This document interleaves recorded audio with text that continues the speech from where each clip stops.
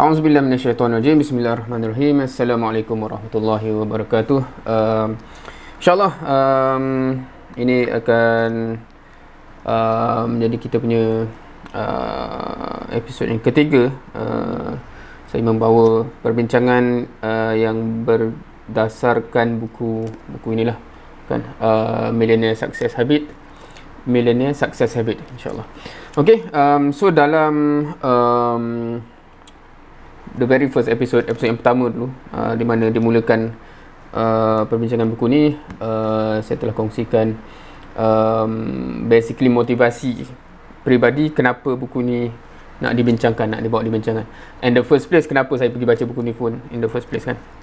Dan kita dah cover dia punya introduction juga dan kemudian dalam episode yang kedua minggu lepas kita telah kongsikan dia punya bab yang pertama, iaitu kalau kita pergi balik, bab yang pertama adalah the time is right to change your habits, ataupun bahasa Melayu nak cakap inilah masanya untuk merubah habit kita. InsyaAllah pagi ni kita akan pergi kepada bab yang kedua, the foundation for all success. Ini adalah susah juga nak translate semua benda ni. Ini batu asas yang penting lah sebenarnya untuk semua jenis kejayaan, insyaAllah. Dan of course buku ni ditulis dalam perspektif mainly orang yang akan baca akan tertarik dengan ni lah, millionaire. So dalam aspek harta, dalam aspek wealth. Tapi juga dalam introduction dia kata it's the same thing kalau orang yang nak capai other type of success dalam hidup juga, family, career in general dan sebagainya. So which saya rasa based on pembacaan setakat ini it is true. Dan juga siapa yang dah dengar from the first episode yang saya kongsikan kenapa saya baca buku ni dan apa yang boleh didapati, dia akan sama, sebab saya yakin kualiti yang sama yang diperlukan untuk berjaya di dunia dan di akhirat. Kalau kita kata dalam konteks kualiti dan konteks disiplin dan sebagainya lah. Of course, biasanya kalau kita cakap dalam konteks akhirat tu ada elemen-elemen diniyah yang akan masuk dekat situ. Tetapi dalam konteks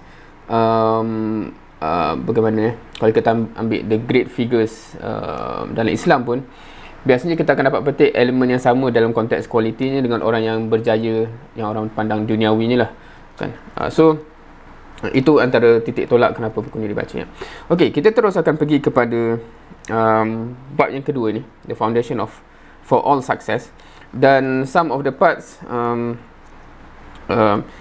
akan dibaca dan ditranslate, some of the part kita akan bincangkan. Now, dalam bab yang sebelum ni, penulis ni, Dean Graziosi ni pun dia cakap sebab cara siapa yang pernah baca buku dia kan, dan akan dia cover juga sebenarnya, dia sentuh dalam part ni sebab dalam buku dia ni dia banyak kongsikan personal history dia juga untuk make it more relatable. Dan cara dia tulis ni pun quite interesting sebab dia tulis buku macam bukan dia tulis buku, dia tulis buku macam dia bercakap. So gaya bahasa dia tu bukan norm orang tulis buku lah rasanya. Anyway, okay, so kita okay, kenapa cakap tadi? Okay, dia sebut purpose dia tulis buku ni bukan hanya untuk jadi macam bahan bacaan lah, tetapi untuk bawa seseorang tu kepada actually boleh implement dalam kehidupan. So dia ada certain benda yang dia, kalau ikut cara dia tulis tu, kita sepatutnya terus take some action bila sampai certain portion. So wallahualam, bila dia nak bawa dalam bentuk ni pula,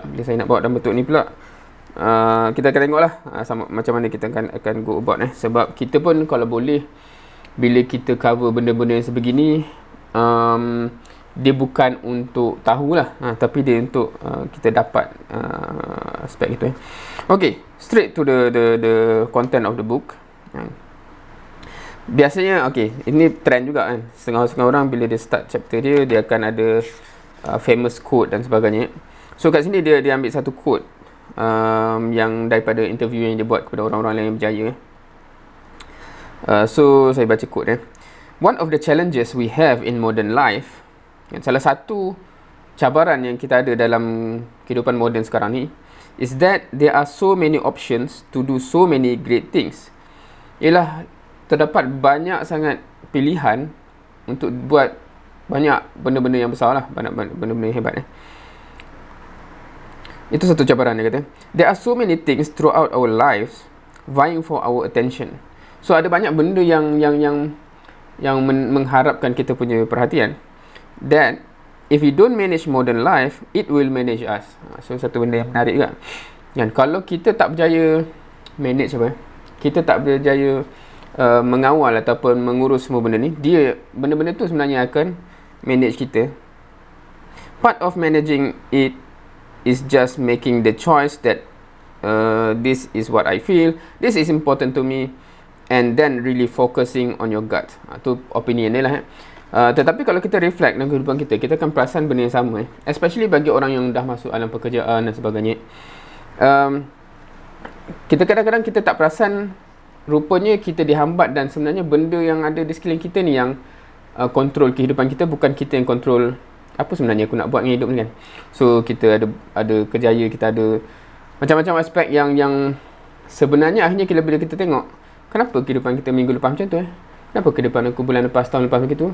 Sebenarnya bukan kita yang manage kehidupan kita tu, tapi kehidupan kita di-manage oleh benda-benda tu kan. Dan itu satu benda yang juga dibincangkan lah dalam buku ni kan. Biasanya orang berjaya kehidupan dia bukan begitu. Kalau kita perhatikan kehidupan kita macam tu, maknanya kita for the most part kehidupan kita tu dibentuk oleh benda lain kan. Kenapa? Macam contoh macam ni, bila last time saya keluar bersama dengan family dan adalah contohnya tarikh tu, kenapa masa tu? Itu je lah masanya yang saya ada kan. Masa lain sibuk dengan kerja sebagainya. So maksudnya bukan kita lah yang menentukan masa tu, itu je lah masa yang ada, yang ditentukan oleh kerja kita contohnya. So ada banyak benda yang kalau kita reflect, rupanya bukan kita manage kehidupan kita sebenarnya kan. Kehidupan kita ni dia manage oleh benda lain, dan tengok rezeki lah kalau kita ada masa dengan keluarga atau tidak dan sebagainya. So apa yang kita dapat dalam konteks bila dia petik kisah seorang berjaya ni, dia ada way around. Biasanya dia yang control apa yang dia nak dalam hidup dan macam mana dia manage semua benda tu kan. So it's quite interesting lah macam mana kita nak go from one point to another bila kita realise benda ni. Okay, so itu just the quote, beginning quote dalam chapter ini. Okay, so perenggan yang yang awal ni, okay, saya akan baca dan translate lah. Ni first time menyampaikan benda macam ni, so kadang-kadang tak tahu juga sebab benda ni asalnya dalam satu ni, dan kalau nak diolah balik dalam slide pun takut banyak benda yang missing. So anyway, kalau siapa yang ikut saya punya perkongsian Muntalak, dia bedah buku juga, tapi sebab dia directly bahasa Melayu kan, so straight away faham. Kat sini dia jadi double kerja sebab kita boleh cover bahasa Inggeris dan kemudian dikupas balik dalam bahasa Melayu. Anyway, so saya akan cuba translate apa yang dia cakap kat sini. Where the heck are we going? So soalan pertama dia kan. Kita nak ke mana ni sebenarnya dalam hidup kita kan. Dia kata kat sini, ramai orang struggle dengan soalan ni nampak bukan obvious, macam dia kata, sepatutnya soalan ni soalan yang obvious kan. Awak nak ke mana dalam hidup? Takkan sepatutnya soalan yang basic. Tapi hakikatnya ramai orang akan struggle nak jawab soalan ni. Lepas tu dia bagi contoh, dia kata, okay, kalau nak bukti tengoklah seminggu depan ni, cuba tanya 5 orang yang random. So dia punya flow macam ni, dia kata pilih 5 orang yang random, kita tanyalah member kita, colleague kita dan sebagainya, family member kita, apa yang awak tak nak dalam hidup ni kan. Apa yang awak, kalau bahasa Inggeris dia, what they don't want out of life kan. Apa yang diorang tak nak dalam kehidupan ni. Dan dia kata tendensinya orang boleh jawab dan boleh bagi list yang berjela. Aku tak nak lagi lah macam ni, aku dah itu normal dia kata kan. Ni dia punya, dia kata ni pembuktian dia lah kan. Kita boleh cuba dalam kehidupan kita sebenarnya kan. Adakah begitu kan? Kalau kita tanya je, apa yang awak tak nak dalam hidup ni kan, biasanya orang boleh identify, aku tak nak ni lah, aku tak nak dah macam ni dan sebagainya. Ada yang akan kata pasal kerja, pasal bos, pasal duit kan, tak nak hutang lagi dan sebagainya lah kan. Lepas tu dia kata ini assertion dia lah dia kata kalau kita try, hakikatnya kebanyakan orang akan mudah kata-kata dia tak nak ni, tak nak ni, tak nak ni, dia tak nak ni. Tapi dia kata, okay, lepas dia cakap 5-6 benda, cuba stop dia. Dia kata, okay, saya faham awak tak nak semua benda kan. Boleh tak saya tanya benda lain? Apa yang awak nak sebenarnya dalam hidup ni? So, dia kata kat sini yang akan jadi interesting sebab ramai orang akan dia akan macam cara dia jawab soalan tadi tu, yang tak nak tu macam terus boleh petik, tapi apa yang dia nak tu macam dia tak dapat nak pinpoint kan. So dia kata kalau dalam bahasa Inggeris ni lah, dia kata ramai orang akan respon, okay, soalan yang menarik, saya kena fikir sikit dan sebagainya kan. I have to think about that kan. So wallahualam, adakah kita sendiri macam tu? Adakah kalau kita nak try, siapa yang tengok ni boleh try kan. So tanya orang, adakah respon dia begitu kan? Maknanya bila kita cakap apa yang kita tak nak tu senang dia identify, tetapi actually yang awak nak sebenarnya apa? Wallahualam, kalau kita kadang-kadang kita dah ada jawapan template yang kita bagi kan? Tetapi kita boleh try, So kat sini dia bagi analogi, dia kata seolah-olahnya semua orang ni macam dia tengah bawa kereta yang laju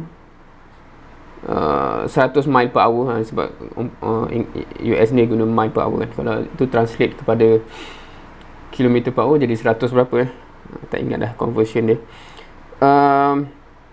So dia kata ramai orang macam soalannya macam, okay, saya tengah bawa kereta ni laju 150 km sejam. Saya tak nak pergi Kelang, saya tak nak pergi Kuantan, saya tak nak pergi Kota Baru, tapi saya tak sure saya nak pergi mana. Soalannya begitu So dia kata kalau orang hidup macam tu dengan analogi tadi tu, sedar atau tak, at the end dia akan kehabisan minyak, tapi dia tak sampai ke mana-mana sebab dia sebenarnya memang tak tahu pun dia nak ke mana, tapi dia tahu dia tak nak ke mana. So tu quite interesting lah. So dia kata kebanyakan orang sedar atau tidak, kalau kita tanya dia, hakikatnya begitu. Dan a reflection kepada diri kita pula ialah, kita macam tu ke? Kan? Kalau cuba kita tanya diri kita, benda soalan yang sama macam tadi kan. Adakah kita straight away boleh pinpoint this is exactly apa yang aku nak dalam hidup ni kan?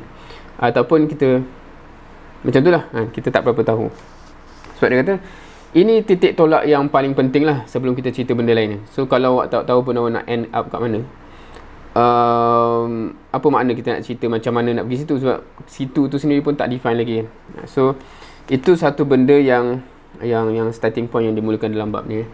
So itu untuk kita boleh muhasabah jugalah kan. Kita begitu ke? Adakah kita telah pun identify? So kalau belum, kat sini dia akan bawa lah apa yang patut kita consider dan sebagainya untuk unwrap benda tu. Okay. So dia kata kat sini ialah nak simpulkan aspek tadi, dia kata ni analogi dia jugalah. What's crazy about today's society kan, apa yang kalau kita translate literally dia apa yang gila pula maksudnya something yang weird lah kalau kita cakap dalam society kita sekarang ialah, everybody is racing around with Ferrari brains, but no one has their GPS on. So maksudnya semua orang analogi dengan Ferrari brains, tapi GPS tu tak pasang.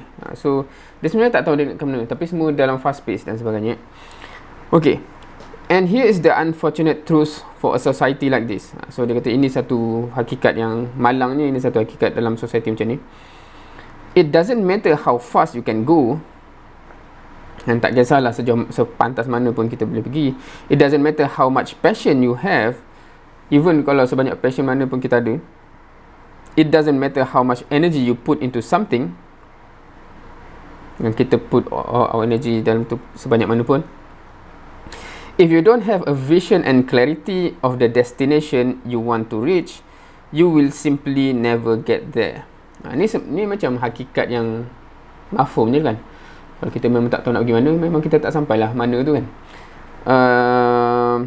So the reason I call it a Ferrari brain is because you can buy the most expensive Ferrari in the world and drive as fast as you possibly can, but if you don't know where you are going, you will get nowhere quickly. So faham kan? Would you rather drive a Ferrari off a cliff at 200 miles per hour or drive a Prius to the promised land. So tu dia ambil model kereta yang mungkin familiar dekat US. So dia kata kita ni prefer kita bawa Ferrari terjun gunung, terjun apa off a cliff ni apa maksudnya jatuh curam tu ke, ataupun kita bawa kereta yang macam kalau kat sini dia ambil Prius. Biasanya orang kat US tu memang dia compare macam tu lah. Prius tu macam orang yang agak tu bawa kereta tu kan. So tapi sampai ke the promised land sampai kepada apa promised land tu lah, sampai tempat yang kita idamkan tu. So kita sebenarnya kita nampak hidup ni macam mana? Adakah kita prefer bawa Ferrari yang mahal tu tapi tak sampai ke mana, malah terjun jauh, ataupun bawa kereta yang biasa-biasa je, bawa Myvi ke kancil ke, tapi sampai ke destinasi yang diidamkan tu. So ini dia kata society kita somehow dah jadi, the sad thing is semua dah jadi macam dia cakap tu Ferrari brain tu lah. Maknanya semua nak benda yang tip top dalam konteks kereta tu tapi tak tahu nak pergi mana. So sebab tu tak sampai-sampai ke mana tu lah, dan dia akan penat di situ. Okay, so itu dia punya ni dan dekat sini dia set, okay, dia harapkan semua orang baca habis buku ni kan, setebal ni. Tetapi dia kata kalau pun tak habis baca, dia kata chapter ni sendiri dah cover berapa persen dia cakap kat sini kan. Maksudnya inilah habit, sebab kalau kita tengok bab yang sebelum ni dia kata inilah habit-habit orang berjaya kan. Tapi ini satu habit yang pertama yang nak sentuh ni adalah habit yang terpenting, dan kalau cover ni saja pun dah dapat majority of the benefit itu assertion ni lah kan. Sebab ini yang membezakan sebenarnya, titik tolak yang membezakan orang berjaya atau tidak. Okay, so ni satu soalan yang mungkin kita boleh reflect lah. Kita rasa macam ni tak? Sebab dia kata ni soalan yang biasa sangat saya dengar kan. Apa dia punya kata-kata lah, dia kata ni satu soalan yang saya selalu sangat dengar. Kan best ni kalau di translate dalam bahasa kita ni, kan best kalau ada lebih jam dalam masa sehari kan. Saya perlukan lebih masa dalam masa sehari kan. I need more hours in a day kan. Ataupun kan best kalau saya dapat clone diri saya ni supaya boleh siap kerja ni dan sebagainya.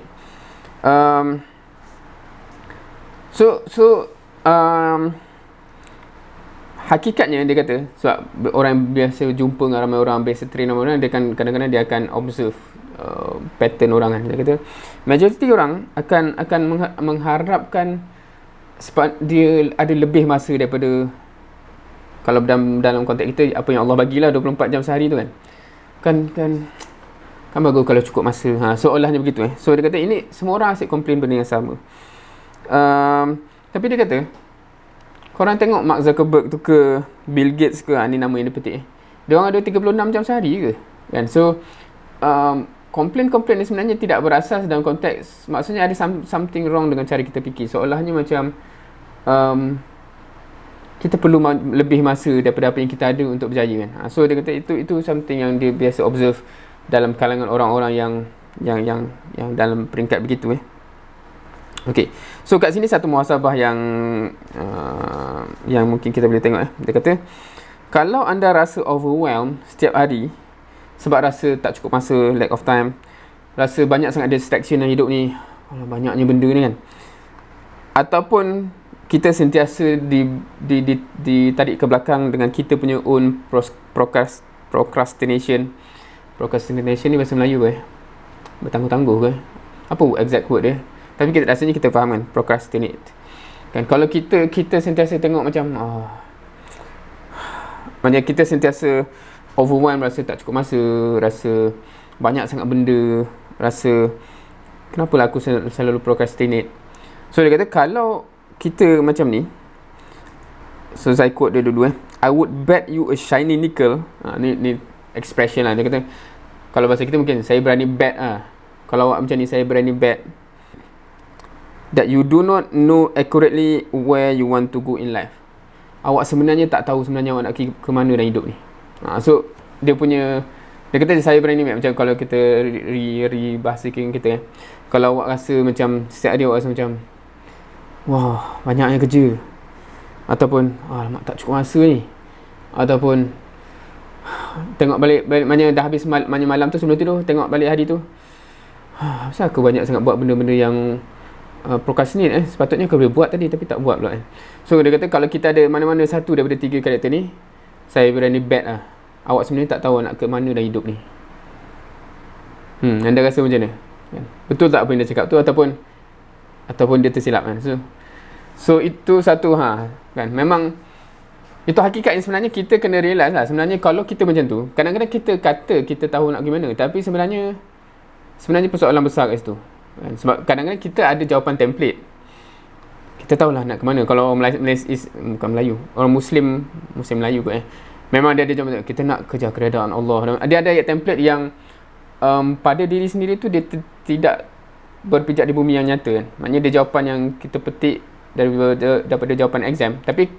Tapi sebenarnya awak nak ke mana dalam hidup ni? Hidup awak ni.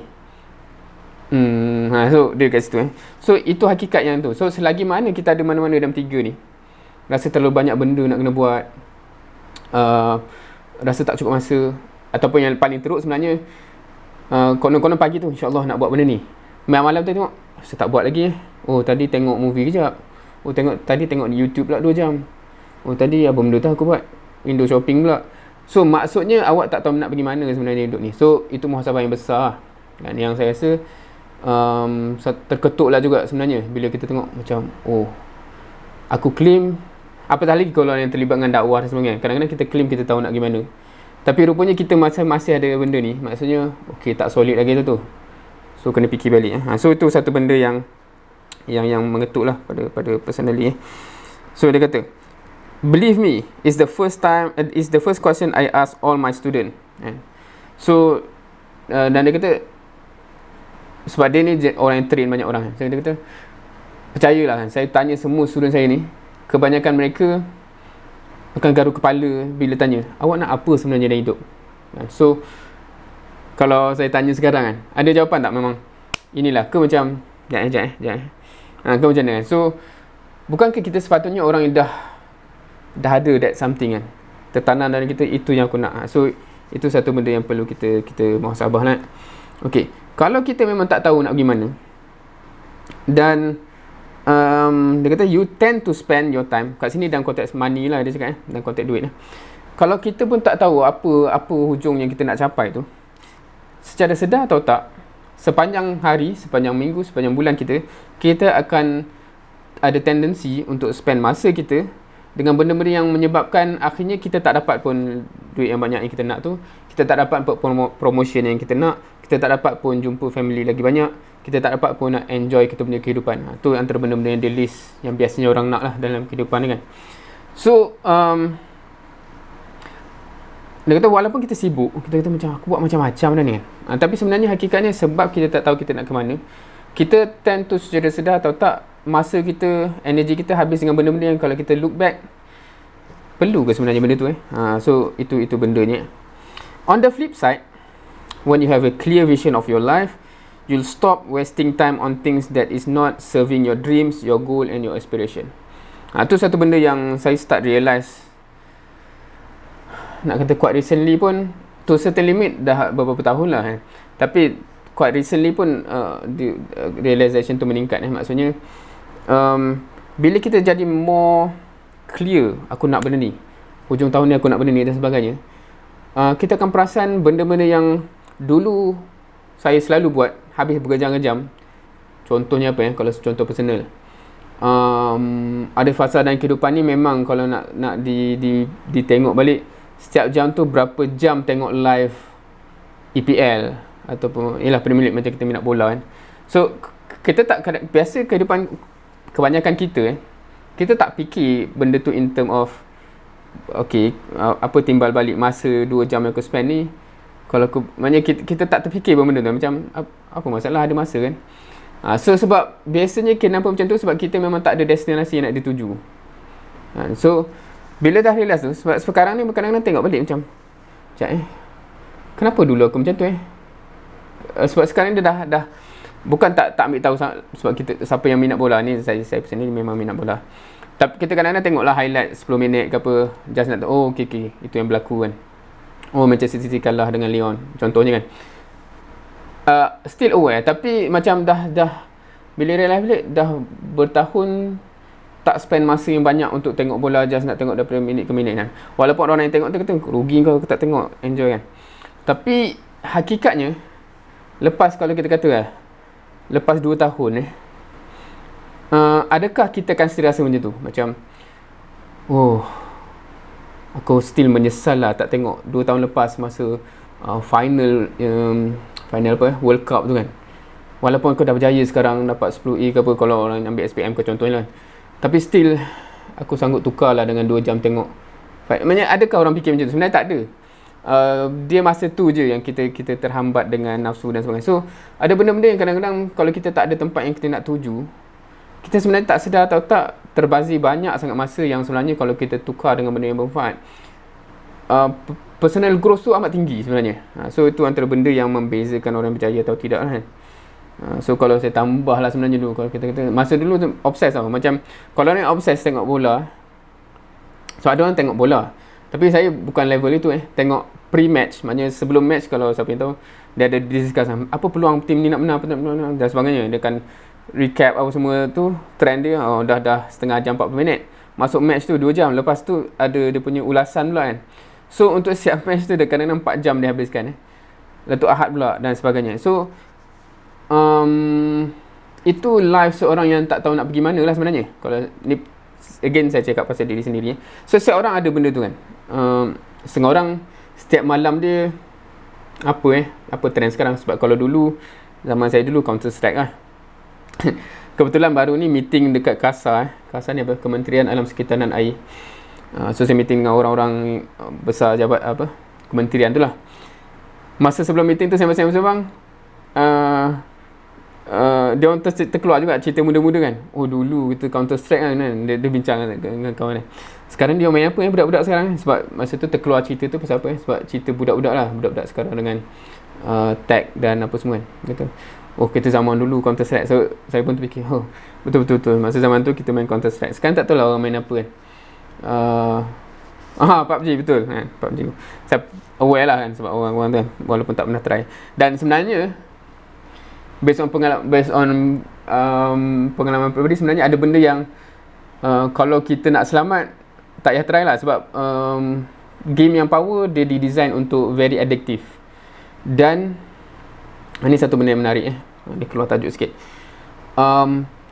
Kenapa benda tu addiktif? Salah satu elemen dia ialah kita seolahnya ada tujuan yang nak dicapai dekat situ.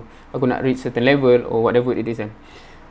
Kalau sebelum ni ada yang main Dota dan sebagainya. Maknanya dia ada the growth.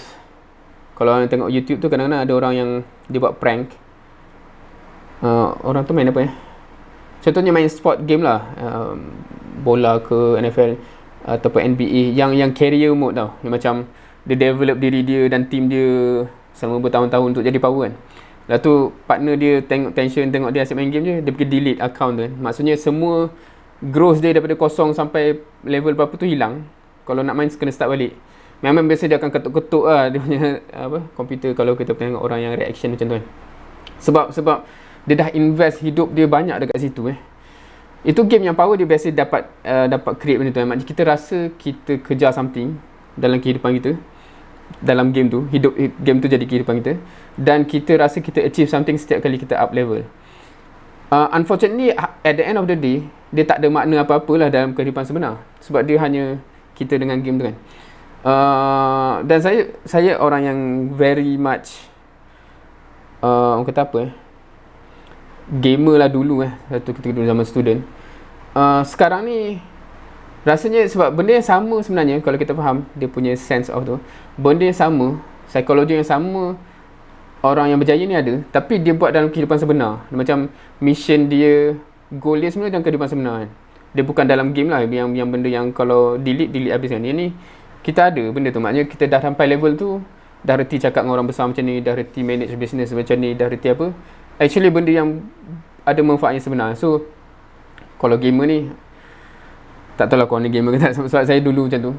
Kita kena ada somehow transition tu kepada cara kita tengok dunia sebenar tu macam tu kan. Tak kisahlah dalam konteks kerjaya, kewangan dan juga kalau orang terlibat dengan dakwah lah. Dia jadi macam, okay aku nak sampai level tu kan. Aku daripada tak kita cakap, reti bawa grup kecil, reti bercakap dengan 1000 orang, reti bagi konten ni So dia jadi macam gamify our life. Ni cerita kalau orang yang dia benda tu yang memotivasi dia. Tapi benda yang real, benda yang macam dulu aku tak kita cakap, sekarang dah kita cakap. Dulu aku so benda tu Wallahualam. So tu benda yang agak interesting So sebab bila kita dah cakap pasal kehidupan sebenar, dia goal yang sebenar. Dia macam aku daripada level sekarang sampai level itu. Aku daripada armor kita punya apa kita punya arsenal, kita punya, kalau kita faham lah, kalau game tu kan dia ada dia punya, kalau wizard punya, tak tahulah nak cakap game apa sekarang, macam dia ada level-level tertentu So ini kita punya ability, kita boleh attack macam ni dan sebagainya. So kita akan tengok dalam konteks itu Dulu aku tak reti cakap dengan datuk-datuk ni, sekarang dah okey. Dulu kalau dengan menteri-menteri ni tak reti cakap, sekarang dah okey. Dulu nak manage team ni dengan business level macam ni, juta-juta tak reti, sekarang dah reti. So dia macam kita nampak itu kita punya game kita sekarang. Yang game yang alam maya apa ni dia tak main dah. Sebab dia at the end of the day aku masih macam ni dan sebagainya. Okay, now so itu dia kata you will have purpose and your hours will be spent achieving these goals kan. Dan kita punya procrastination tu akan hilang sedar atau tidak sebab tu itu satu lagi saya perasan kalau kita cakap dengan orang yang addicted to game setengah orang dia tak mengaku dia addicted to game. Macam saya dulu pun saya addicted pula, tapi sebenarnya dia quite addicted. Sebab macam kalau orang yang tahap kronik saya cakap dengan siapa ni, kau ni level mana, umur mana. Sebab dulu kalau nak bagi gambaran, kalau ada yang perangai macam ni dan psikologi macam ni, mungkin boleh appreciate Dulu zaman saya, okay, Counter Strike. Tapi Counter Strike tu sebab dia bukan career mode sangat. So dia main macam petang main tembak-tembak. Tapi yang career mode masa yang saya main ialah masa dulu Championship Manager lah. Lepas tu dia jadi Football Manager. Sebab manager ni dia macam kita ada career yang panjang kan. Dia sampai to the level satu rumah tu, kita kadang-kadang kita malam tu main game kan. Aku dapat develop ni, aku nak target player tu, scout kat sini apa semua. Dalam kelas, pergi kat kelas tu pun kita otak masih berjalan. Malam ni aku nak guna strategi apa aku rasa prospek tu bagus lah.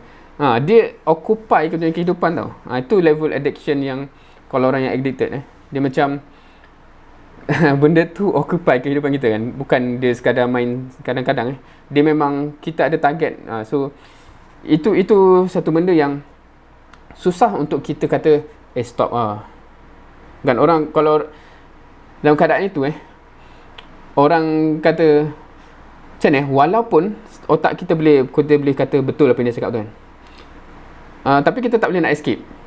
Faham ke? Macam dia akan still rasa macam panas je kan kalau orang nak muhasabah kita. The only way yang bila sebab saya reflect, macam mana tiba-tiba saya dah tinggal bola dah tak tengok macam tu. Walaupun kalau sekarang kalau ada masa dan tiba-tiba tengok balik, dia datang balik sebab dia memang minat benda tu. Game pun sama. Dulu kalau macam, tapi FIFA pun taklah career mode sangat. Walaupun dulu saya antara king FIFA lah, tak ada orang boleh match. Tapi kenapa dah tak main bertahun-tahun dah tak main. Dia bukan untuk kita tinggalkan something yang kita addicted, amat susah sebenarnya. Dia macam akan menggeletar lah kan. Tapi saya rasa the only way out ialah kita tiba-tiba ada goal baru. Bila kita goal baru, kita akan terkejar benda ni sampai kita tak perasan, sekejap, aku dah lama tak buat benda tu So the setting of goal tu yang penting. Sebab selagi mana kita tak ada goal, just kita nak stop lah, kita akan struggle dan tension lah. Tapi kalau macam ni, kita akan kejar benda sehingga kita tak ingat pun benda lain. Benda yang kita minat tapi lara ke benda tak bermanfaat semua, kita tak perasan pun kita tinggal benda tu. So that's where critically aku nak apa dalam hidup tu, soalan tu amat-amat penting. Okay, so dia sama juga kalau kita nak relate dengan Islam. Sahabat dulu macam tu dia bukan Nabi kata berhentilah minum arak. Dia tak perlu nak berhentilah buat kerja jahiliah. Dia bukan muhasabah macam tu. Kita nak apa ni kan, syurga apa semua. Ustazatul Alam kat sana belum Islam, kita macam ni Konstantinopel. So semua tu fokus dan tak perasan pun sebenarnya tinggalkan jahiliah tu. Dia tak struggle. So kita struggle ni sebab kita tak tahu nak ke mana kan. Okay. So dia kata kita tahulah sebenarnya kalau konsep ni bukanlah kita baru penting ada wawasan goal ni. Kita tahu, semua kita tahu. However, biasanya cara orang setting goal macam azam tahun baru lah. Kalau kata azam tahun, kenapa azam tahun baru tu sentiasa fail? sentiasa tu bagi kebanyakan orang lah. Setengah orang mungkin okey, tapi kebanyakan orang dia sebab dia bukan macam yang kita cakap tadi, dia bukan life goal tau. Dia macam okay, semua orang set gagasan, kita pun set lah vision, kita set lah apa kata kita punya so dia macam tu, dia artificial. Dia bukan memang ini yang aku nak dalam hidup kan. So begitu. So dia kata yang dia nak bawa, yang Dean Graziosi yang penulis buku ni kata, yang saya nak bawa goal setting ni ialah benda yang bukan typical lah, yang orang bisa buat tu. Dia kata itu macam main-main je kan. So yang dia nak buat ialah kat sini ialah a different type of goal setting. Dia kata sometimes setting goals is hard when so much around you is noisy, busy and even scary. So itu satu benda yang real lah. So dia kata we have to have an honest time here. Kita akan jujur dengan diri sendiri kan. Kita bukan nak cakap, bukan nak kerana trend dia orang set apa orang kata azam tahun baru, kita pun nak set juga. Dia bukan trend, bukan apa, tapi memang kita nak set untuk diri kita sendiri.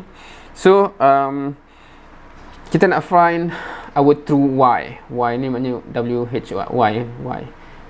Kenapa, apa true purpose dan reason kita. Okay, so dia bawa step by step. So dia kata first step is menjawab soalan ni lah.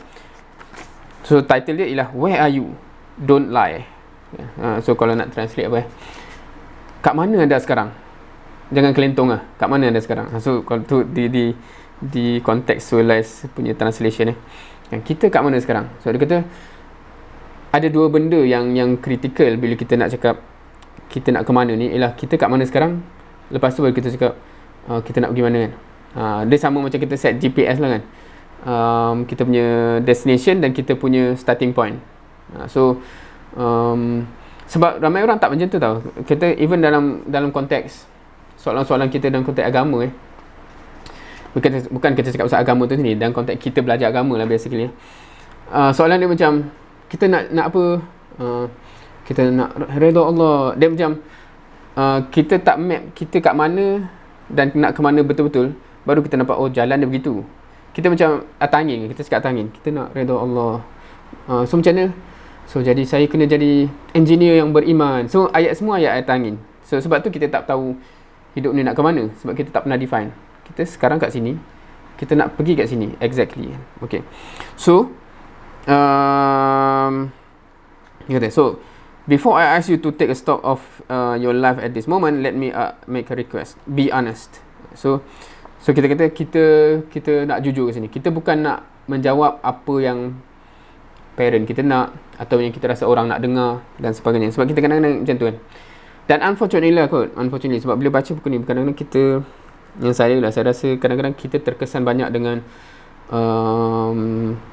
reality pendidikan kita. Ni bukan nak kritik orang yang set up sistem pendidikan tu, tapi the whole norm dan culture kita, realize it or not, especially dalam konteks kita di Malaysia dan Melayu ni, kita jadi amat takut salah tau kan. Kenapa kita rasa tak berani nak jawab dalam kelas? Sebab takut salah, dan kita takut nak bagi opinion jujur kita dan sebagainya. Benda-benda macam tu sebenarnya amat mengesani diri kita sebenarnya, dan kita ada tendensi untuk kita train diri kita untuk jawab apa yang cikgu nak dengar, jawab apa yang ustaz nak dengar.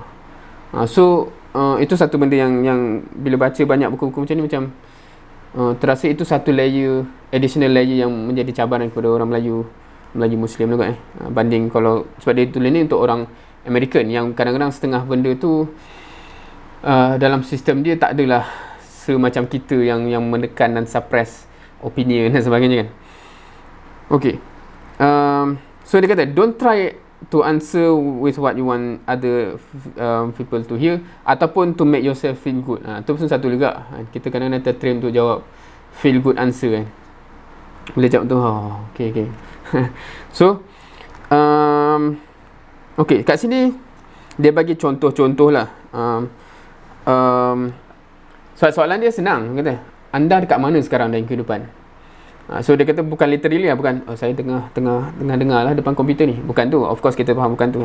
So dia bagi contoh-contoh kat sini. Dia kata mungkin ada orang yang bila, sebab dia dalam konteks dia cakap ialah dalam baca buku ni kan, macam dia kata ada orang yang sebenarnya dia baca buku ni sebab dia tengah frust dengan hidup dia rasa dia punya kerjaya tak ke mana. Ada setengah orang tu dengan terhambat dengan kewangan, or whatever it is.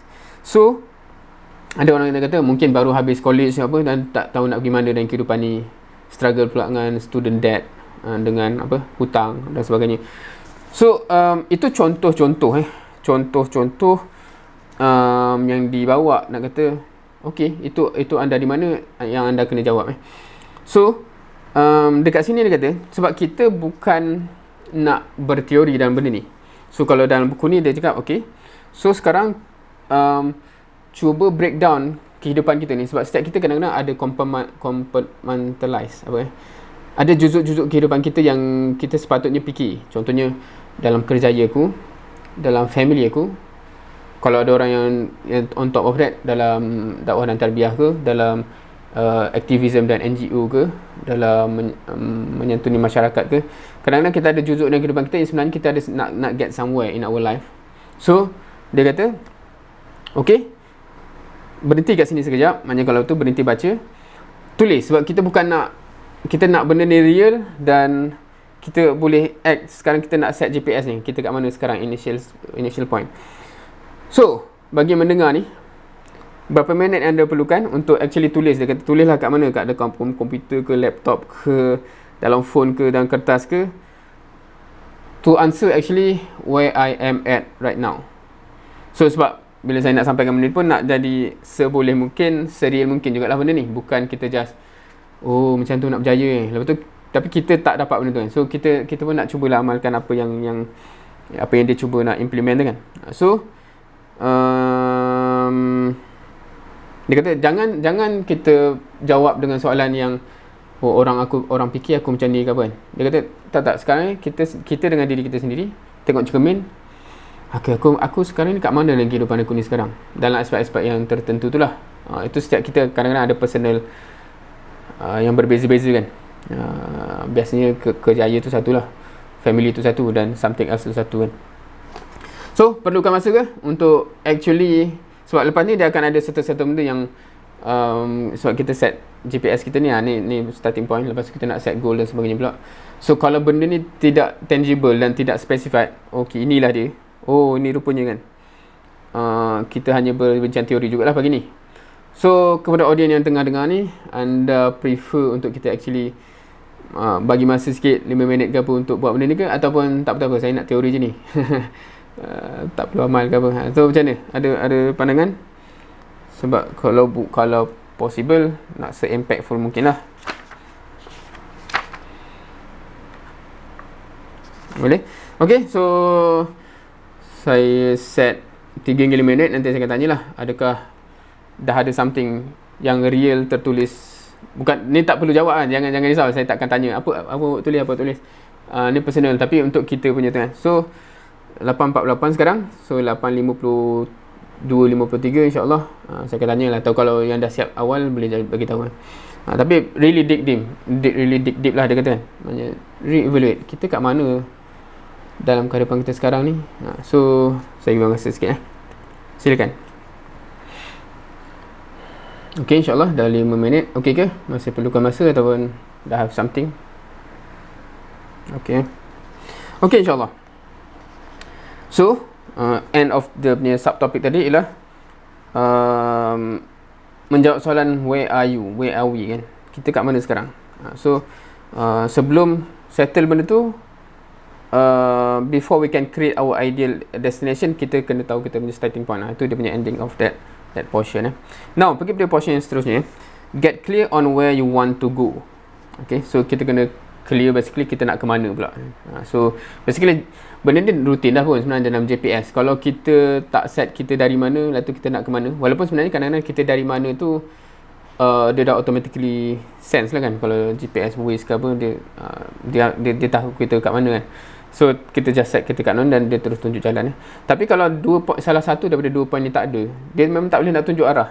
Sebab dari mana kan, ataupun tak tahu nak ke mana. Okey. So kat sini dia buat satu cerita yang dia kata contoh real, apa beza orang yang terfokus kepada dia nak ke mana dengan berbanding dengan orang yang terfokus dia tak nak ke mana. Faham ke ayat tu? Maksudnya dia, contoh macam ni, kadang-kadang kita tak perasan, kita lebih kepada kita tahu kita tak nak ke mana, rather than kita tahu kita nak ke mana. Contohnya, ada orang yang dia boleh jawab spesifik kalau kita cakap pasal aspek career. Saya nak jadi orang yang itu orang yang ni masih vague kan. Saya nak jadi Perdana Menteri. Saya nak jadi pakar non-destructive testing dalam pipeline minyak ke apa. Contoh lah, tu super spesifik lah. Tapi ada orang yang macam tu, dengan ada orang yang berbeza dia ialah InsyaAllah saya harap saya akan ada kerja. Maknanya in other words, tak mengganggu lah. Itu sebenarnya dia lebih tahu dia tak nak ke mana. Dia tak nak mengganggu. As long as tak mengganggu, okey lah kan. So dia ada beza yang besar sebenarnya antara orang yang dia tahu dia tak nak ke mana, dia tak nak tak ada kerja, dia tak nak tak ada duit, dengan orang yang tahu dia nak ke mana exactly kan. Itu secara sedar atau tak, kadang-kadang kita baru boleh reflect, aku sebenarnya macam mana kan, as long as tak mengganggu. Itu maknanya kita tahu kita tak nak ke mana. Tapi so nak ke mana, tak tahulah, asalkan tak situ. So itu yang jadi kita tak ke mana tu kan.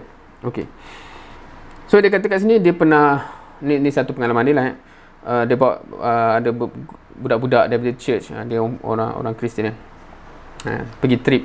Dia pergi Colorado, white water rafting. Ni apa, tak tahu kot, harapnya tahulah kan.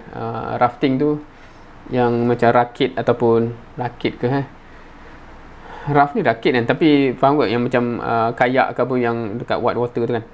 Okay, so dekat sini dia kata sampai ke situ, dia punya guide tu bagi instruction lah, keselamatan dan semua. Dan of course budak-budak ni macam cuak lah tengok air semua kan. So dia punya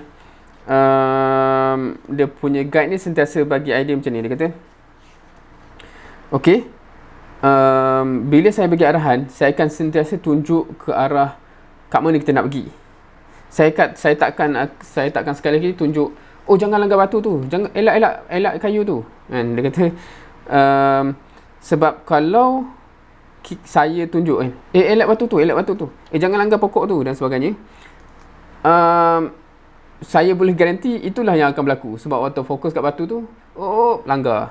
Tu fokus kat kayu tu langgar. So dia kata jangan risau batu tu, jangan risau pokok tu, fokus kat mana kita nak pergi. Kita nak sampai kat situ, kita nak konak kat situ, kita nak, kalau yang pertandingan tu dia akan ada apa, kalau pernah tengok rafting punya, water rafting punya pertandingan tu, dia kena lalu macam dia punya, nak panggil lah apa bahasa Melayu, tak biasa benda ni. Maknanya dia ada palang-palang yang dia kena lalu tu kan. So dia kata fokus kat situ je. Sebab kalau kita fokus kat situ, kita memang secara sedar atau tak, kita akan mengelak lah batu-batu tu kan. Kita memang nak sampai ke situ. So do not worry about. So dia kata kat sini macam, jangan risau kalau kita berapa inci lagi pun nak kena batu tu, fokus je kita nak pergi situ. Kita akan spend kita punya energy untuk ke situ, dan kita akan fokus kita punya attention ke situ. Kita akan ke situ, kita tak akan langgar batu tu kan. Tapi kalau awak alamak batu, memang langgar lah batu tu kan. So ni dia bagi contoh real dalam dunia nyata, apa beza orang yang terfokus kepada dia nak ke mana dengan dia terfokus kepada jangan ke mana. So itu So dia kata actually bagi orang yang macam tu sebab dia sentiasa terfokus kepada dia nak pergi mana tu, dan dia spend energy dan tenaga dia ke situ, attention dia ke situ, secara tak sedar memang akan mengelakkan lah batu-batu tu kan, tak terlanggar pun. Berbanding orang yang sentiasa tengok batu. So kebanyakannya dia akan langgar lah batu-batu tu kan. So itu analogi yang dia bawa. Walaupun analogi ni bukan analogi, sebab dia based on reality, hakikat benda tu kan. Tapi dia kata dalam kehidupan pun macam tu. Kalau kita sentiasa terfokus kepada kegagalan-kegagalan yang kita nak elak, ada tendensi yang berlaku benda-benda yang kita tak nak tu kan. So of course dia kata this is easier than said than done. Memang lagi senang cakap daripada buat. Tapi once kita start mindset kita tertune ke situ, InsyaAllah dia akan makin mudah over time untuk kita jadi orang yang begitu So dan sedar tak kita akan banyak achieve dah banyak benda dalam kehidupan, dan kita makin orang kata apa makin biasa dalam that kind of mindset tu satu benda juga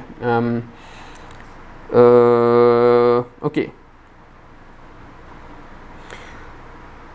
So dia kata kalau pengajaran daripada bab ni dah jadi sebahagian daripada diri kita kita akan makin over time, kita akan makin perasan, kita akan makin kurang kita akan pandang kadang-kadang macam ada batu, tapi kita akan makin kurang terfokus kepada benda-benda tu, dan mindset kita sentiasa nampak okay, aku nak ke sana, aku nak ke sana kan. So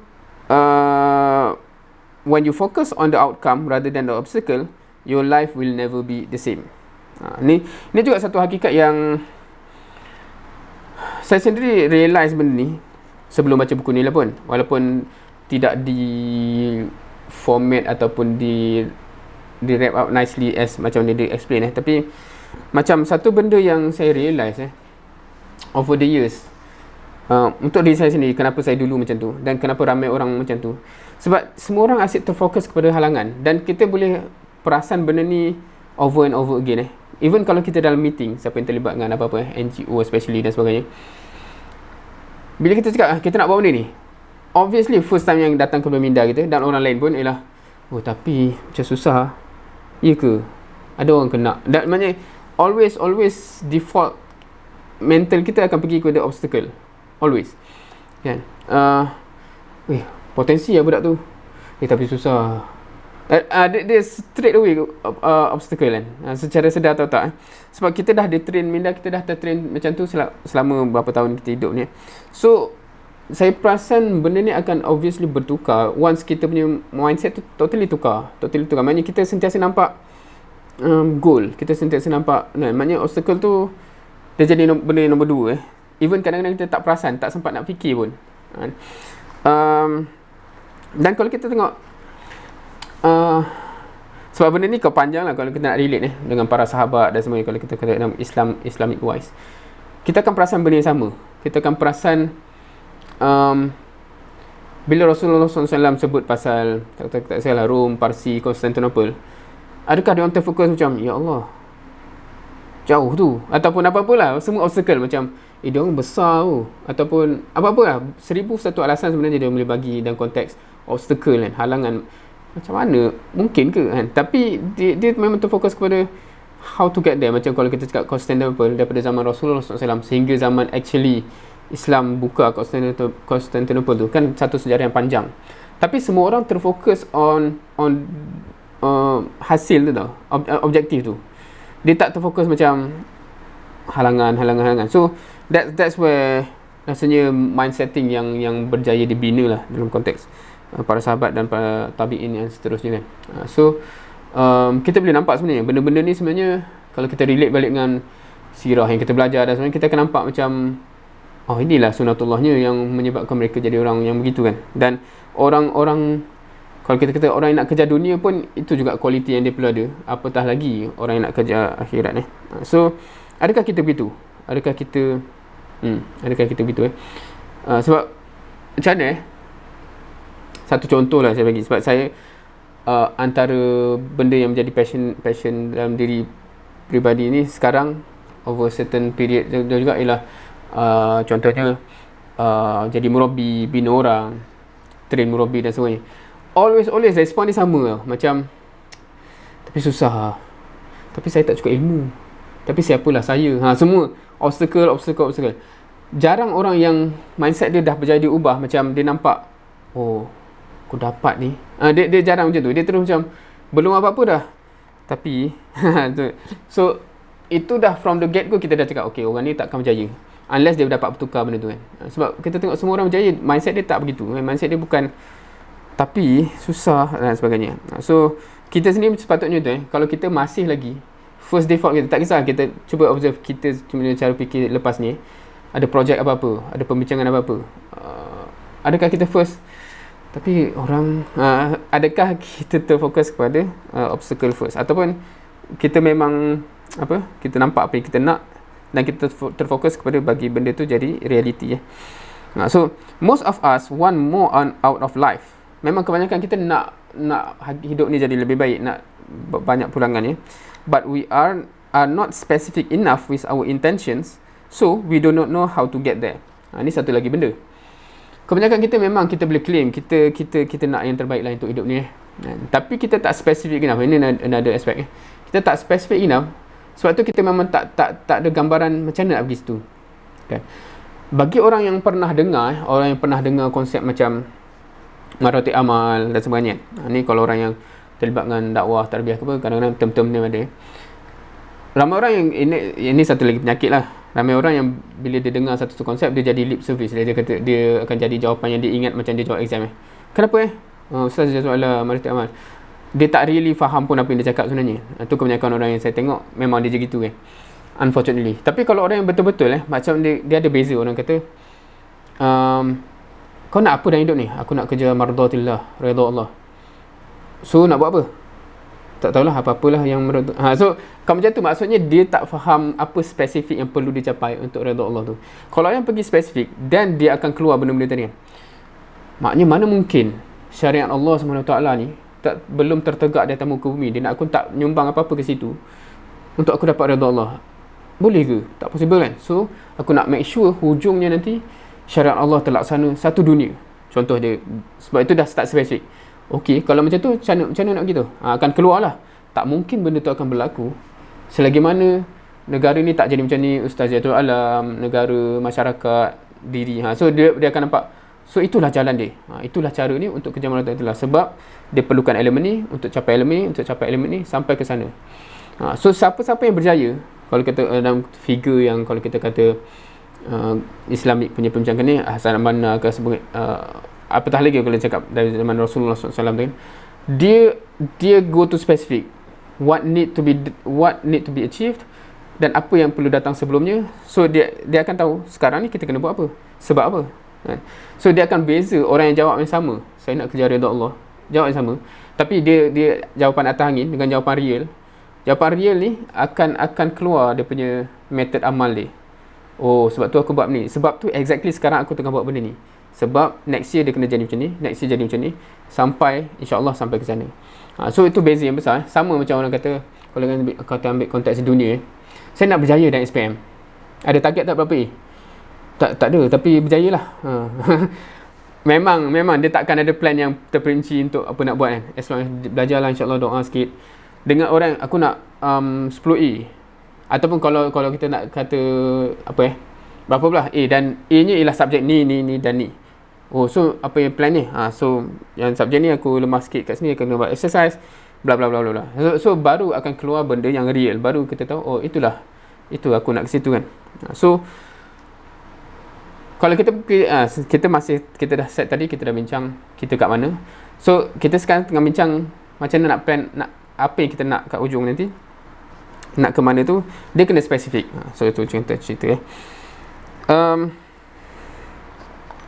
dia kata macam ni ni satu benda yang agak interesting juga, sebab dia kata once you dah clear benda tu, tendensi untuk kita orang kata apa side track tu jadi kurang, significantly kurang tiba-tiba ada apa disturbance lah, ada tiba-tiba iklan, oh movie baru keluar, tiba-tiba ada apa game baru keluar. Nak bagi contoh apa sebenarnya, apa yang biasa side track orang, something lah yang menyebabkan kita tiba-tiba terpergi tempat lain.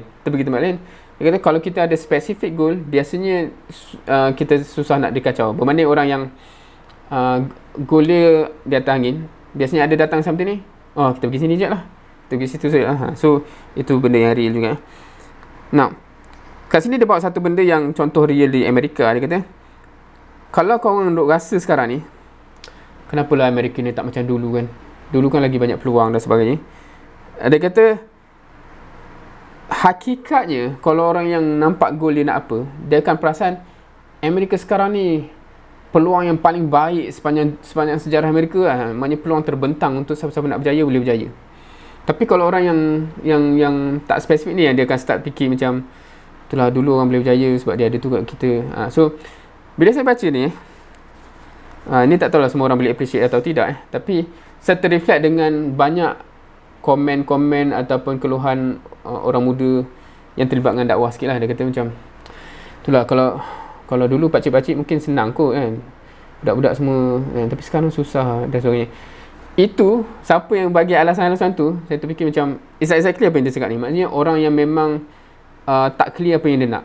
Sebab kalau kita clear, kita clear, kita akan perasan macam sekarang ni banyak sangat opportunity yang zaman pakcik dulu tak ada. Sekarang, dulu kalau kita ambil zaman dulu apatah lagi, macam nak communicate, kita sekarang nak bersembang dengan orang di Kota Baru ke macam saya lah, ataupun even di France tempat saya belajar dulu, instantly dan sebagainya. Maknanya opportunity tu terpandang luas untuk kita cuba achieve apa yang kita nak. Yang dulu zaman dia orang kena tulis surat berbulan kalau nak antara negara, ataupun macam-macam lah, macam-macam text message ni memang langsung tak ada lah masa tu kan. Tapi dia orang boleh achieve apa yang dia nak. Sedangkan kita, bila kita tengok macam tu, kita sepatutnya sekarang opportunity jauh lebih besar. Of course kita tak kata tak ada cabaran, batu-batu dan pokok tu kan, yang biasa kita cakap. Tapi again, itu pergi pada point yang tadi tu kan. Maksudnya siapa yang first default dia untuk tengok cabaran ataupun obstacle dulu, itu kalau startnya macam tu, okay, tak payah bincang pun lah. Itu memang mindset orang yang akan gagal. So kita kena berjaya ubah dulu kan. Kita nampak dulu kita nak apa, dan bila kita nampak kita nak apa, dan kalau benda tu spesifik, insyaAllah kita akan perasan, oh, kita banyak opportunity ni sebenarnya. Benda-benda yang tak pernah ada wujud dulu, sekarang dah ada yang kita boleh guna dan sebagainya. So itu antara elemen yang kita boleh gauge lah. Kita sekarang mindset macam mana dan kita sedar tak benda tu kan. Mungkin kalau kita ada lacking kat situ, check balik mindset kita kena ubah ke tak. Dan kedua, kita spesifik tak sebenarnya apa yang kita nak kan? Sebab kadang-kadang dia atas angin kan, kita nak bina manusia, apa maksudnya tu, apa kan. So itu antara dua benda yang penting juga. So once you find a truly crystal clear vision, things that once bug you or slow you down no longer have any power to stop you from achieving your goal. So tu dia statement dia lah. Maksudnya once vision kita tu jadi amat clear, amat jelas, benda-benda yang sebelum ni drag kita ke belakang ni akan start hilang lah, dan dia dah tak ada power untuk stop kita lagi kan. So itu dia punya ni. Okay, kita dah pukul 9 pula ingatkan sempat habis chapter ni. Okay, tak apa, kita pergi satu lagi. Kita nak pergi sampai mana sekejap Okay, now, so dia kata okay, ni dia start nak bagi metodologi lah, macam mana kita nak create kita punya goal. Tadi kita dah tulis, harapnya dah tulis kita kat mana sekarang. So kita nak set kita nak pergi mana kan. Okay, so dia again dia udang kat sini. Dia kata okay, ramai orang tahu benda ni emat dia canan-canan pun, penting untuk set goal. Dalam khusus motivasi mana pun biasanya kadang-kadang ada benda ni, azam tahun baru apatah lagi dan sebagainya. Benda ni biasa, tapi dia kata kebanyakan cara kita buat tu cara yang from the beginning akan susah untuk kita follow up dan sebagainya. Sebab kita punya kehidupan, nature kehidupan kita memang dengan begitu banyak benda yang jadi noise lah, jadi noise. Kita sibuk dengan benda tu, kita dan sebagainya. Okay. Dan dia kata hakikatnya kita akan spend so much time just managing what you can see and what is within your reach, yang menyebabkan kita nak tengok jauh tu susah. Faham ke macam ni? Macam kena kata okay, set lah apa yang kita nak capai tahun ni kan. Dia kata biasanya susah sebab kita akan minggu depan pun dah sibuk. Kita akan start nampak benda-benda tu yang menyebabkan kita nak set yang kita nak capai dalam masa yang jauh tu macam tak kerti lah nak macam mana. Sebab mana kita tahu kan. So itu biasanya cara kita punya mindset berfungsi yang menyebabkan jadi susah benda ni. So dia kat sini, okay, bagusnya orang-orang macam ni ialah setiap benda yang dia sampaikan tu, dia sebut nama idea ni datang dari siapa. Dia sebut nama sebenarnya benda ni dia dapat manfaat dari siapa, which is bagus lah. Macam kat sini kata dulu Dan Sullivan ni, so dia sebut nama yang kata orang ni yang ajar saya benda ni. So which is quite good lah pada saya. Maksudnya disiplin ilmu yang bagus. Sebab setengah orang tu walaupun dia cedok ilmu dari ramai orang, tapi dia claim macam dia lah yang mengumpulkan semua benda kan. Ni saya. So this is quite interesting. Okay, kita straight to the point Okay, cara dia macam ni. Imagine, bayangkan setahun dari masa sekarang ni, exactly setahun. Bayangkan kita kalau macam tu, kita tahun 2021 bulan 8 kan? Tak tahulah tarikh ni jadi mudah ke tak, tapi roughly lah macam tu kan? Bulan 8 tahun 2021. Ataupun sebab kalau orang yang student ke apa, kadang-kadang dia ada timeline macam hujung semester 2 tahun depan, kalau tu student punya cerita lah, ataupun calendar year ke apa kan. Okay, bayangkan setahun akan datang tu, kita berada di situ dan kita tengok ke belakang, setahun ke belakang sampai sekarang ni, maksudnya kita kat situ setahun akan datang, kita tengok, kita kata wah, ini adalah tahun terbaik yang pernah saya capai. Boleh bayang tak? Macam kita dekat situ dan bila kita tengok belakang, wah, ini tahun yang the best ever tahun aku lah. Bayangkan benda tu Okay. Dan cuba bayangkan apa gambaran dia. Apa gambaran dia dan apa achievement yang tercapai tu yang menyebabkan kita tu macam wah, ini tahun yang terbaik yang pernah aku capai. Okay. So dia punya, dan dia bagi contoh-contoh soalan yang kita boleh jawab lah. Contoh-contoh ni maksudnya dia kata bayangkan seterperinci mungkin. Seterperinci mungkin contohnya dia kata contohnya masa tu berapa banyak duit kita buat, dan berapa banyak duit dah dalam, kita tengok buku akaun dah berapa banyak dalam tu, dan siapa yang kita dah berjaya bantu financially kan. Lepas tu dia kata apa nature kerja kita masa tu dan kita dah ada office kat rumah ke, ataupun kita masih berulang-alik, dan kalau kita berulang-alik masih office yang sama ke, kita dah ada office baru, kita dah jadi bos ke, ataupun kita dengan bos dah makin baik ke. So dia kata bayangkan seterperinci mungkin. Maknanya bila kita cakap wah, ini tahun yang the best ever kan, maknanya kita bayangkan kita situ dan kita tengok ke belakang, this is the best year ever yang aku pernah capai dalam hidup aku ni. So macam mana kita dengan family, macam mana kita dengan anak-anak, so hidup kita macam mana. So reti ke nak bayang. Maknanya dia kata benda ni, sebab bila kita macam tu, cara kita fikir tu menyebabkan kita berjaya buang rantai-rantai yang mengikat cita-cita kita tu. Sebab biasanya kita fikir dah sekarang tau, okay, tengok ke depan. So sebelum nak sampai ke depan kita dah jajat, tapi susah nak ke depan ni sebab minggu depan pun sibuk.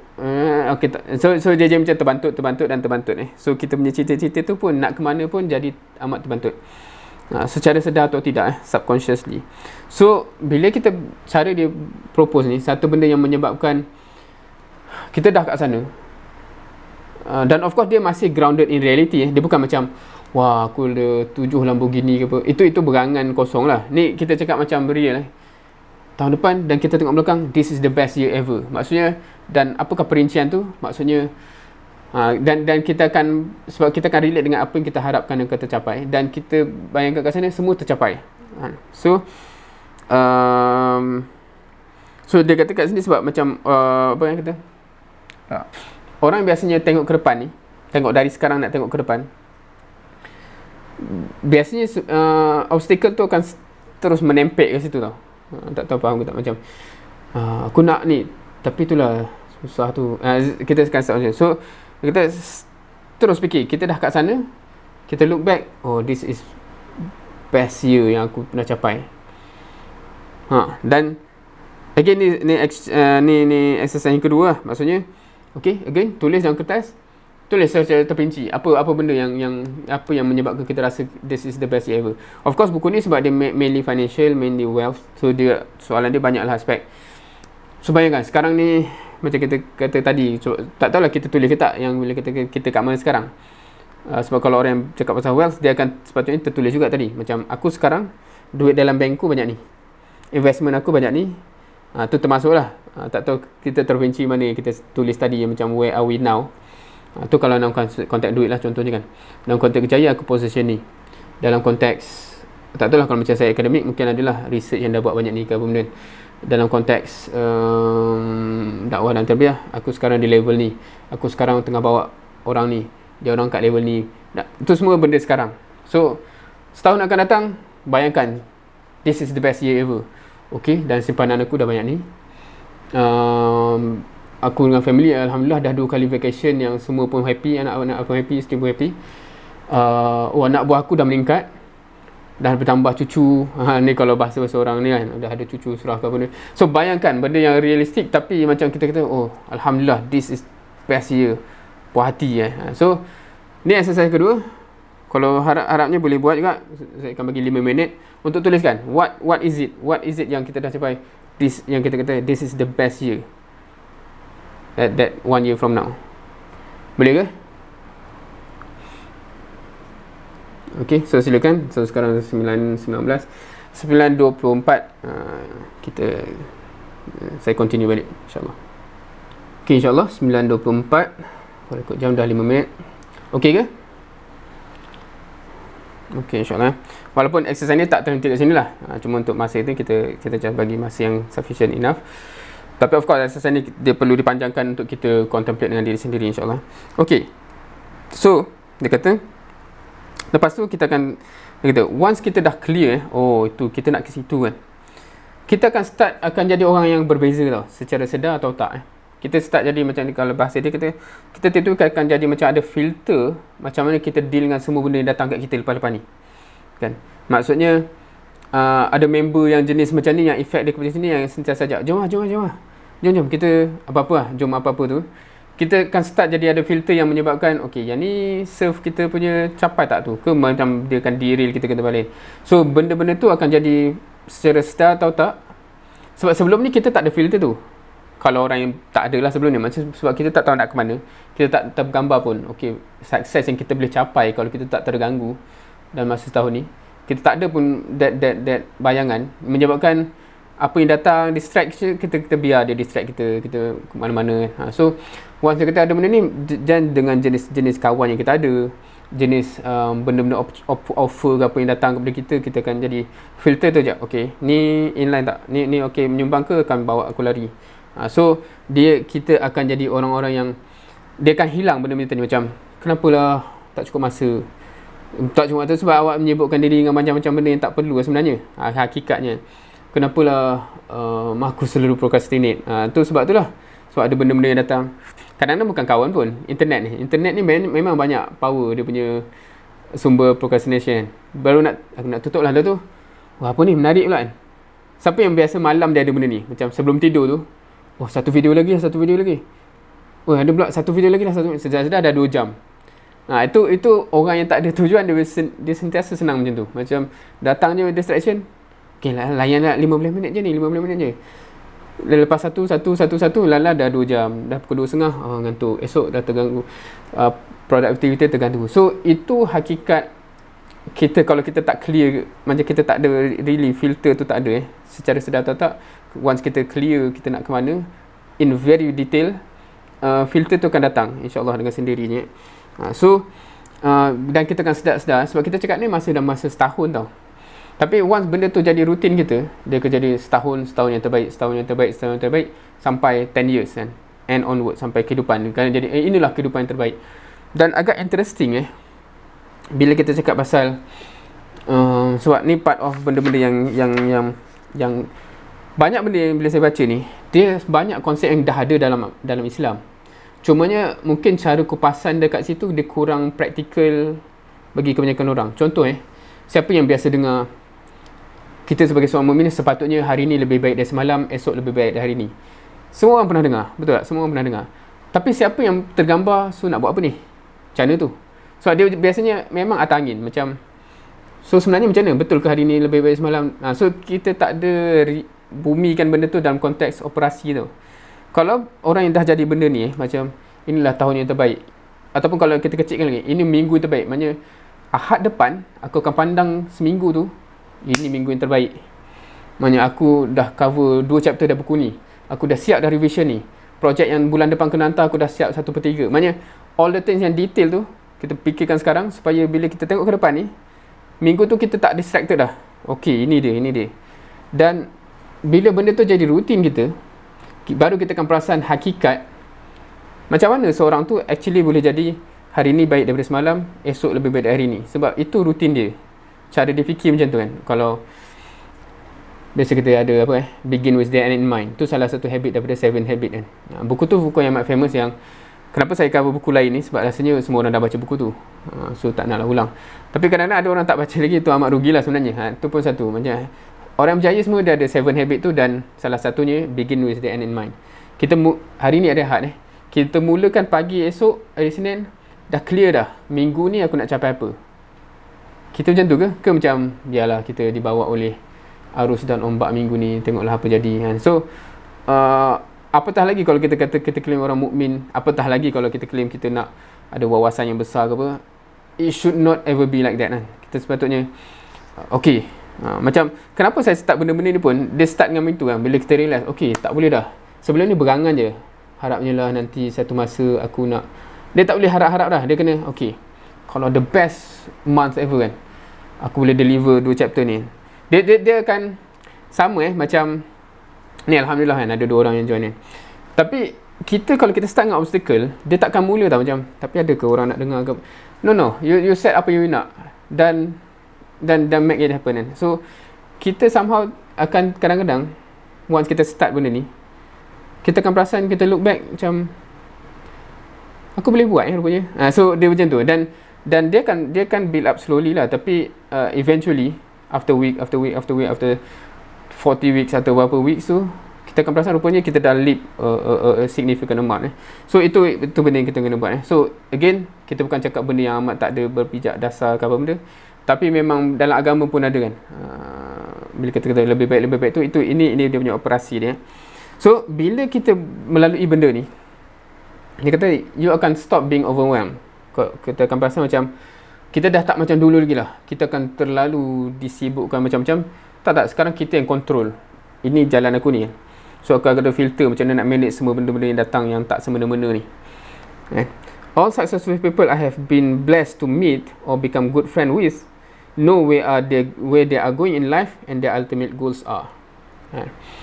So itu claim dia lah. Maksudnya semua orang berjaya yang dia jumpa dan dia sempat kenal, ini similarity. Tak ada orang yang, tak tahulah, kita pernah tengok tak orang yang kita kata oh ni very successful, yang bila kita tanya dan kita dapat vibe dari dia tu macam dia macam tak tahu nak gimana je. Walaupun sebagai Muslim, kita akan boleh katalah from akhirat perspektif, ramai ada orang macam tak clear kenapa dia hidup dan sebagainya, which is true. Cumanya bila kita cakap dalam konteks apa yang dia achieve tu dalam juzuk perbincangan dia, apa yang dia achieve amat related dengan clearly dia nak benda tu. Dia tak ada orang yang tiba-tiba macam mana awak jadi billionaire. Itulah saya tak tahu, tiba-tiba je saya dia tak ada. Biasanya dia orang have a very crystal clear apa yang dia nak capai, dan kemudian sebab tu dia ke arah itu dalam semua decision dalam kehidupan dia. Okay, so once you know where you are and where you are want to go. Okay, sekarang alhamdulillah insyaAllah sepatutnya once kita dah tahu kita di mana dan kita dah tulis tadi dan kita nak ke mana, kita dah tulis juga, dan kita akan insyaAllah akan easier to acquire other habits, success habits. So apa yang nak cerita habit-habit lain orang berjaya lepas ni, dia berpijak pada 2 benda ni. Dan sebab ini dia punya 2 point yang perlu ada dalam GPS tadi insyaAllah.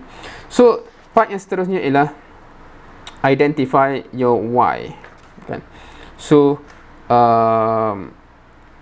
apa bahasa Melayu, nak identify kenapa, reason kita. So benda ni is something yang critical, yang perlu ada. Cuma itulah sebab sekarang dah 9.30, roughly biasanya saya set 8 hingga 9 atau 9.30 untuk time yang kita spend untuk setiap minggu. So mungkin yang ni kena dibawa ke minggu depan lah kot insyaAllah. Walaupun just a bit of, orang kata apa mukadimah sikit lah ataupun gambaran. Ini komponen yang terpenting untuk membolehkan kita pergi daripada point kita sekarang dengan destinasi yang kita nak tu, be yang kita exercise tadi setahun tu kan. Sebab tanpa kita tahu, kita boleh jawab kenapa, biasanya dia akan kecundang. Sama exactly macam azam tahun baru lah. Sebab kita azam tahun baru, yalah kan, aku nak ni. Kita boleh jawab tak kenapa awak nak semua ni, dan dia akan cerita juga kenapa tu satu soalan, dan jawapan kepada kenapa tu sedalam mana jawapan tu, itu pun akan menentukan sama ada reward taufan yang datang kita masih pursue ke kita akan tinggalkan goal tu kan. Dan benda ni sebenarnya kalau dalam konteks Islam, konsep dia sama dengan akidah tu. Kenapa akidah dia tanam dulu? Sebab itulah why dia. Kenapa awak solat? Akidah. Ni jawapan tu lah, maknanya akidahnya apa tu kita tak bincang ni, tapi maksudnya kenapa awak ni? Kenapa awak berjihad? Akidah semua balik kepada akidah tu dah tanam. Kalau tak ada akidah tu susah, macam tak lagi. Dia tak ke mana kan. Sebab hakikatnya nak berjaya dalam apa-apa akan ada cabarannya. So itu insyaAllah based on masa ni, saya rasa kita boleh berhenti di sini. Hopefully kita dah dapat something yang useful for at least for now, sebelum akan dikompletkan bab kedua ni dengan why. So ni satu sebenarnya crucial juga sebenarnya untuk lengkapkan point start, point hujung dan kenapa nak ke situ. So kalau kita ada tiga-tiga komponen tu, insya-Allah kita akan jadi orang yang amat berbeza lah dari sebelum ni, sekiranya memang kita tak clear tiga-tiga benda tu sebelum ni kan. InsyaAllah. Kita akan sambung minggu depan lah kot. Panjang juga pasal why ni, sebab dia akan ada explanation, dia akan ada apa kata cara macam mana kita nak define benda tu kan. Wallahualam. So ada apa-apa persoalan ataupun komentar sebelum kita tangguhkan kat sini dan kita boleh sambung lagi minggu depan insyaAllah. Ada apa-apa ni ke? Kenapa saya berhenti walaupun tak habis chapter ni? Sebab boleh mungkin dari segi timing masa tu, rasanya kalau dah lebih sejam setengah dan meleret tu, takut kita punya attention pun dah ni kan. So mungkin nak just begitu. Ada apa-apa ke? Komentar ke? Okey ke? Okey. Hopefully dapat something hari ni yang amat useful. Dan 2 exercise tadi tu sebelum minggu depan, hopefully masih berminat untuk sambung aspek macam mana kita nak gali kita punya why tu pada minggu depan. Hopefully boleh duduk dengan diri sendiri dan tengok balik aspek-aspek yang kita kat mana sekarang dengan lebih komprehensif sebenarnya. Sebab kadang-kadang masa kita buat masa terkejar-kejar tu, dia tak sedalam mana kita fikir kan. Sedalam mana tu contoh macam tadi lah, macam ni. Sebab kadang-kadang kita terbiasa dengan bahasa umum kan, bahasa macam aku nak jadi mukmin yang lebih baik. Dia bahasa yang macam apa maksudnya tu kan, maknanya kita tak define. So define lah maksudnya tak tahu nak bagi contoh. Sebab saya ni banyak tercontohnya contoh dakwah lah. Contohnya apa, anak buah dah bergerak dari mana ke mana, dia dah start reti buat apa ke apa. Maknanya kadang-kadang dia very detail tu, itulah kejayaan yang aku nak capai kan, contohnya. Ataupun personal development kan. Sebelum ni aku tak reti bawa orang, dah reti bawa orang. Sebelum ni tak mahir benda tu, dah mahir. Kalau dalam career, dalam kewangan, sebelum ni aku tak faham investment, dah faham investment. Sebelum ni aku tak ada pengalaman approach orang, dah reti, etc. So where are we now and what you want to achieve 1 year from now. Bila dia sedetail macam tu, then setiap satu juzuk tu akan menghasilkan pathway dia. Dan once benda tu clear, of course lagi clear, lagi detail, biasanya dengan mood kita yang sebelum ni, kita akan start fikir lah, aduh banyaknya kan. So kat situ yang why tu penting. Kalau why tu tak ada, dia jadi demotivated. So kena ada why tu yang menyebabkan, dengan sebab ini biarlah ribut taufan melanda. So itu yang kita akan bincang minggu depan insya-Allah. Wallahu alam. Jazakumullahu khairan katsiran. Insya-Allah semoga bermanfaat dan semoga diamalkan lah. That's the most important thing. Sebab kalau kita sebagai Muslim pun, kalau kita tadabbur ayat-ayat syurga dalam Quran pun, always Allah describe, masuklah dalam syurga dengan bima kuntum ta'malun, bima kuntum taf'alun, dengan apa yang telah kamu kerjakan dan amalkan. Dia bukan dengan apa yang kamu pernah dengar dan tak amal sangat. Dia tak ada. Ayat Quran sentiasa kata apa yang kamu amalkan itulah Allah ganjar syurga tu. So hopefully kita pun tak berhenti dengan dengar saja, tapi insya-Allah harapnya kita amalkan dan menyebabkan dia mempengaruhi diri kita lah insya-Allah. Wallahu alam. Jazakumullahu khairan katsira.